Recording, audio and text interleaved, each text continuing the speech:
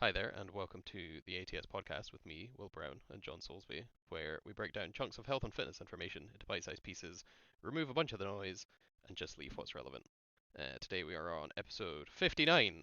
We are starting to kind of branch out into some more advanced topics and topic prompts just to see if we can get a little more nuanced kind of conversation going and see how we can cook it down into shortened episodes, and also just so we're not repeating a bunch of the same stuff that we have Yeah. mentioned several times throughout the podcast history. We will probably go back and revisit old topics, but just for now, we're going to see if we can kind of venture out into a bit deeper waters and see how we break it down. So today's topic is the future of sports medicines, breakthroughs and innovations. Yeah. Um, I suppose we're not exactly at the spearhead of sports medicine. I was about to say So, that's very correct. We are um, not on sports medicine. However, I think one thing we can definitely speak to is like return to training injuries, like return to yeah. like I think something that is I guess I always call stuff that essentially people don't want to fucking hear prickly, just because Hmm. it's a nice way of saying like they're not gonna like it. Yeah. Um, the a lot of stuff to do with physiotherapy and return to training is proving or leading very much into the direction of grady. Like I imagine the physios have been like, this information is 5 or 10 years old. Like we've known this for ages, but it's Hmm. finally starting to kind of seep into and permeate kind of popular fitness culture, which is just gradated training responses or graduated training responses, where you just do like, unsurprisingly, some amount of physio-based exercise. It's just weird exercise. Then you just slowly return to training and like return to load bearing, weight bearing, and then return to plyometrics and high rate of force development exercises and stuff. Hmm. But there's no weird, wacky like acupuncture. It's not your glutes being inactive. You don't need some Yeah. sort of weird Reiki drum healing or anything. It's just you train the thing as much as it can tolerate and push slightly beyond within a discomfort threshold. Wait for it to heal up and then do it again. Repeat till fixed. Yeah. With some big caveats to like very specific exercises that are going to challenge the thing that needs specifically challenged in a very deliberate way. That's the actual nuance of physio. But Yeah. I think that's like where we've seen in professional sports, like the recovery times have like dropped dramatically for almost every injury. I think oh yeah, Achilles is the only one that is currently still yeah, that's like real a fully hard. ruptured Achilles is just like, I don't know, 50-50 if you play again. I don't know. Yeah, Whereas like everything else is like, yeah, you'll be back pretty soon. yeah. I saw Nick. Um, They were talking about how big Nick Chubb from the NFL, he's a running back in the National Football League in America, had mhm, had only ruptured his MCL, whereas yeah, based on original assessments, they thought it could be several ligaments, not just the yeah. one. And they're like, oh, just one? Like, like he might be good Where to. He might actually play again next season. You're like, yeah.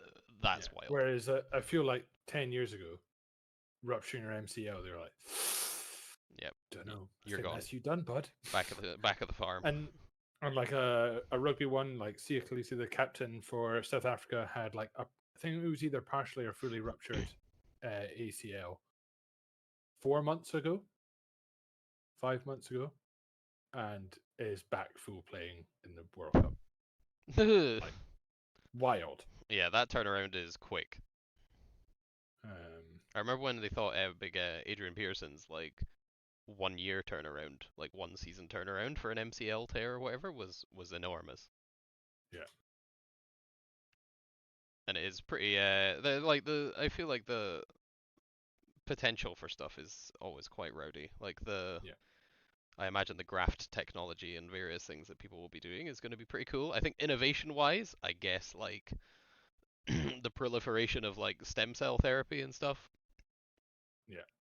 that seems to be doing work for a lot of people where they can get it. Obviously, there's like a small bit of I'm pretty sure it's not they've essentially just manufactured it as in they can just grow their own. Like they just take a sample from you and can somehow synthesize stem cells out of it. It's wild. Yeah. which then can lead to just like it's essentially just getting spare parts injected into various parts of you that can just grow. Like, oh shit, like your cartilage, if you ever get your cartilage in a joint like removed because it's essentially become like a loose jumper thread and is just hanging all over the place and causing irritation and stuff, and they have to clip a bunch of it out.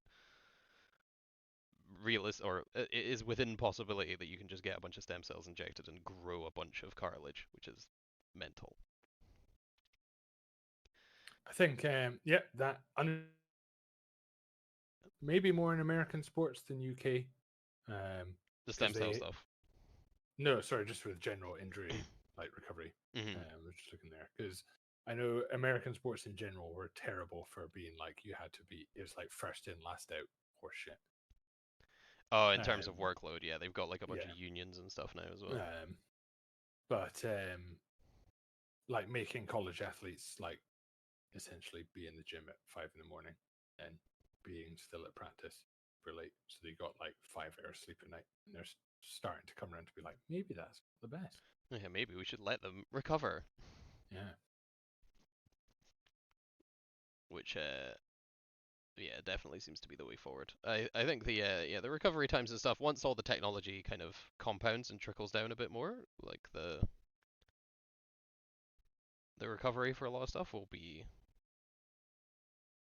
very much minimized. But I think it's also kind of emerging that there's a decent chance, depending on what your injury actually is, especially if it's MSK, that the likelihood that you actually need any kind of surgical intervention is much reduced. Like that, what you can get done with rehab nowadays Yeah. is quite wild, which in itself is a bit funny because it's not like anything. There's no new emergent technology. I think it's more just process and like Yeah.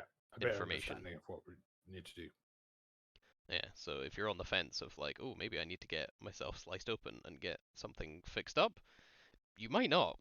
Like, I mean, you're gonna have to do rehab anyway, because that's what you have to do post surgery for a lot of stuff. So you might as well try it out and see how you go. But finding Yeah. reasonable physios that will take that line is few and far between from what I've talked to people of. Like, there's all the old glute activation crews still kicking about. So, Mm-hmm.